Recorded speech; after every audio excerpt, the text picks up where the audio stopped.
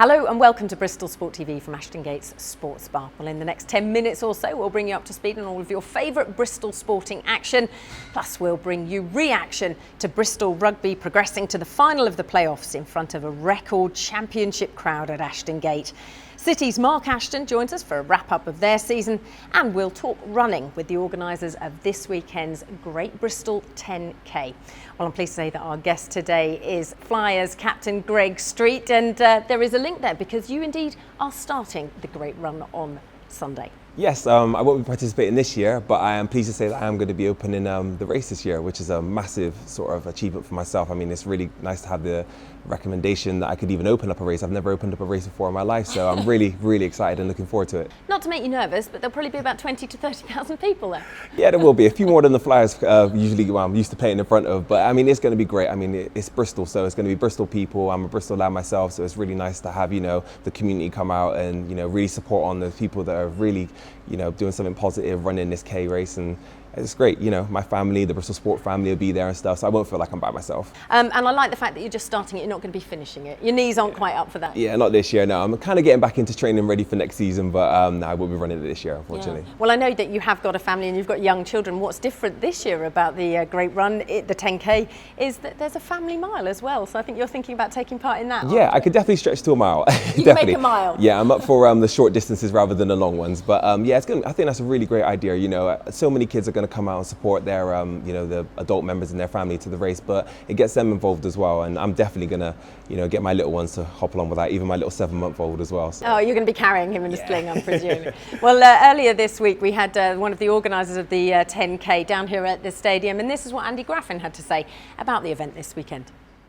It's a fantastic route, one of the best running routes that we have in the country. Anchor Road and City Centre start and finish location, and then under the suspension bridge and along the Avon Gorge. So great for runners, great for spectators, and great for everyone. And you've talked about the family mile. That's a new thing this year, and it is a really great opportunity, isn't it, for everyone to get involved, even the little ones? Absolutely. That's one of the key things that we wanted to do, was to introduce running and physical activity and general fitness for families as a whole, not just for adults. So the family mile sold out in just a matter of weeks, so really happy about that, and it'll be a really good experience for the youngsters, and they'll get their own medal as well, so that they can wear a medal around their necks just as their mums and dads do.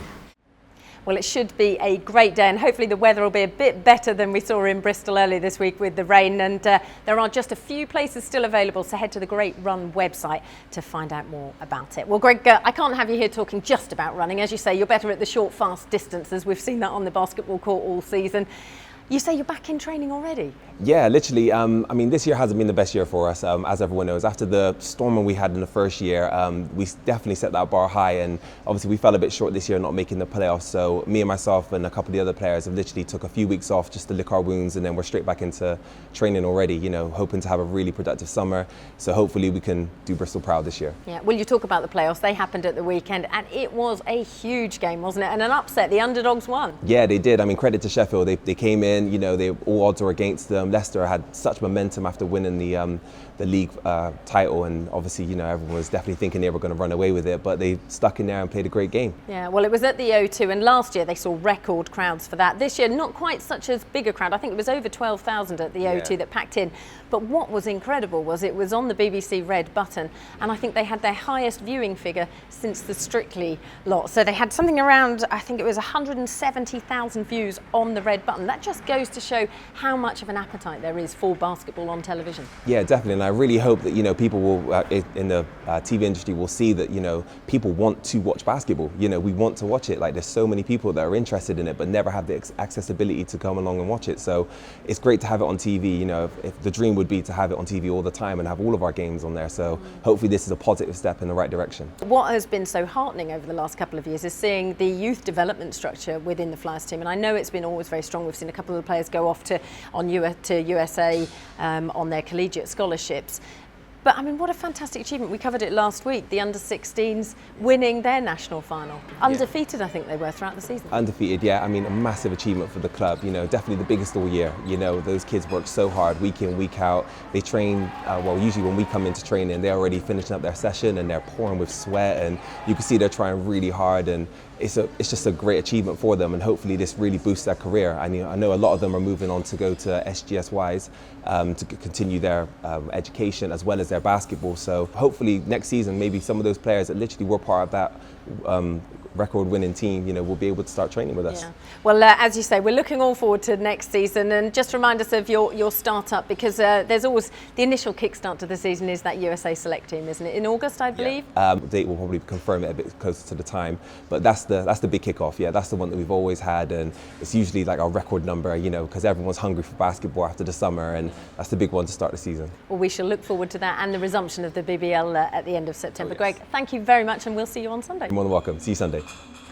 Well, it was a huge weekend for Bristol Rugby as they played in front of their biggest crowd of the season, and indeed a record championship crowd, as they racked up 6 tries against Bedford and to book their place in the Green King IPA Championship playoff final. Next Wednesday, the team heads to Doncaster for the away leg, returning here to Ashton Gate for the final home leg on Wednesday, May the 25th. Well, the boys were back in training earlier this week, and I caught up with first team coach Sean Holley for his thoughts going into the final 2 games of the season. We have to focus on the process and get one job at a time done, and that's the first leg away at Doncaster.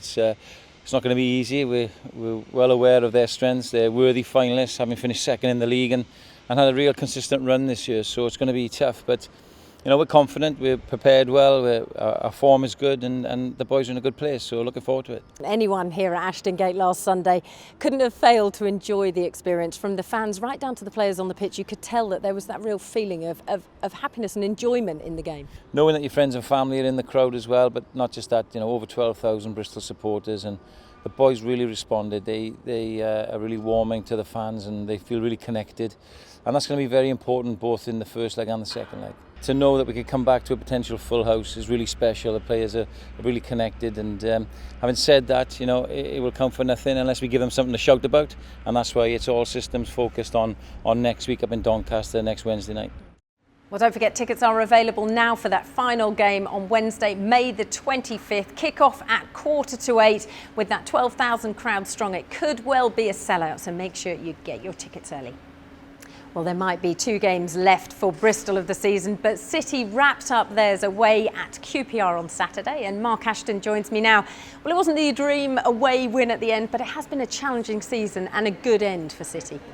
It has. I think it's been a challenging season for everyone connected with the football club, but I think our points tally, particularly since January onwards, has been extremely good, and it was good to move away from that danger zone and secure our position for next season in the Championship. Now, everyone tends to think, oh, well, the football season's finished, you'll go off on holiday and don't come back till July, but that is far from the case, isn't it?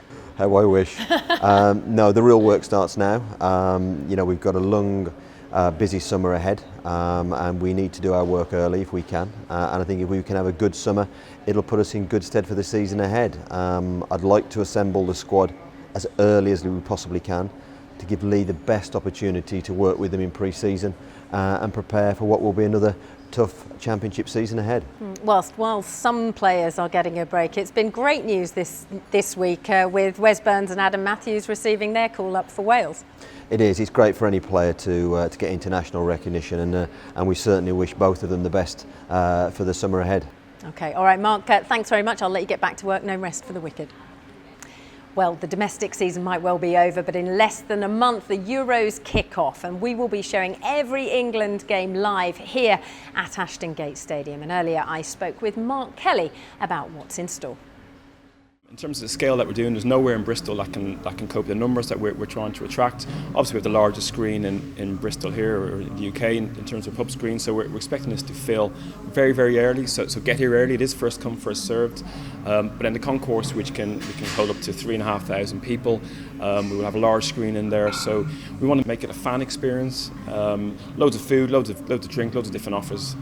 Bring something different to the sport. Well, staying with football, City women sit 3 points top of the WSL2 league table. No games this week, but 2 next week as they play Yeovil away next Thursday for the 3rd time in the season, and then they travel up north to Sheffield on Sunday, May the 22nd. Well, whilst busy training this week, Chelsea loanee Jodie Brett teamed up with City keeper Richard O'Donnell as they shared some of their skills with Whitchurch Sports Junior FC for the latest episode of Kids TV. So when you get to this cone at the end, what's going to happen is you're going to go up to the cone, you go right over, left over, and then push. And then turn around and pass. So my team, when we get to the bottom, we've turned around, we've got to do a good pass this time, yeah?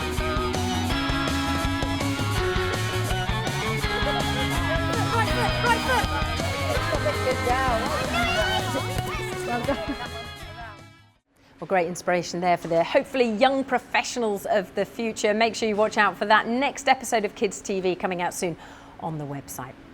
Well, this weekend sees Bristol boxer Lee Haskins mount his first defence of his IBF Bantamweight title against the Mexican challenger Ivan Morales at the Ice Arena in Cardiff. And he's been busy with his build-up and preparations at the Bristol Boxing Gym. The best feeling is, I think for me, is winning, you know, seeing my kids' face, they jump in the ring, especially my son, he's a boxing fanatic. So for me, that's one of the greatest feelings I could have. Controlling your emotions is one of the biggest parts, you know, if you panic, you run out of ideas, you start getting nervous, and then, you know, you end up losing the fight. You know, you need to be able to control everything about it. There's a time and place for everything in the ring, and you have to learn that in the preparation for the fight.